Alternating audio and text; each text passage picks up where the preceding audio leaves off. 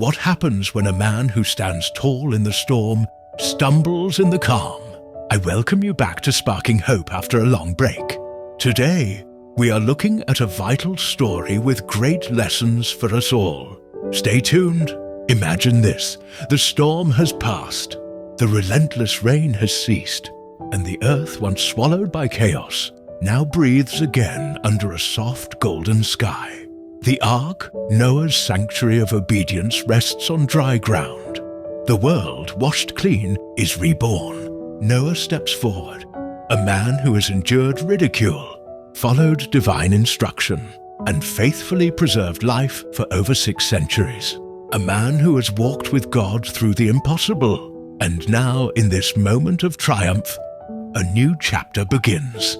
But with it comes an unexpected turn. A moment of human frailty. Amid the new life springing forth, a vineyard flourishes. Perhaps weary from the weight of his calling, perhaps seeking a moment of relief, Noah partakes of its fruit. The wine, rich and intoxicating, becomes his refuge. But what starts as a simple indulgence spirals into something else. Drunkenness overtakes him.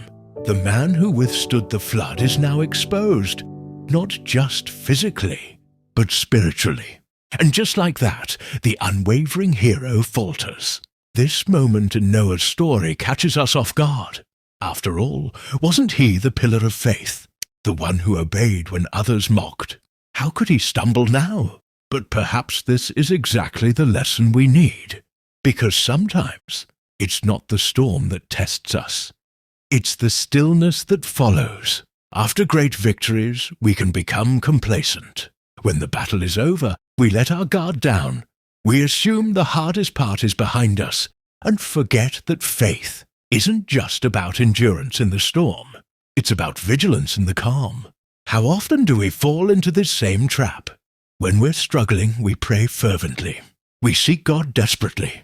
But once the crisis passes, once we've made it through, we drift. Our urgency fades. Our discipline wavers. Noah's misstep reminds us that faith is not a one-time act of obedience, but a daily commitment. It's the small choices, the unseen moments, the quiet disciplines that keep us steadfast, not just when the rain is falling, but when the skies are clear. Let Noah's story serve as a reminder. Seek God not just in the storm, but in the stillness. Stay faithful in the ordinary, in the quiet, in the in-between moments of life. Because true endurance isn't just about surviving the flood, it's about staying anchored long after the waters recede.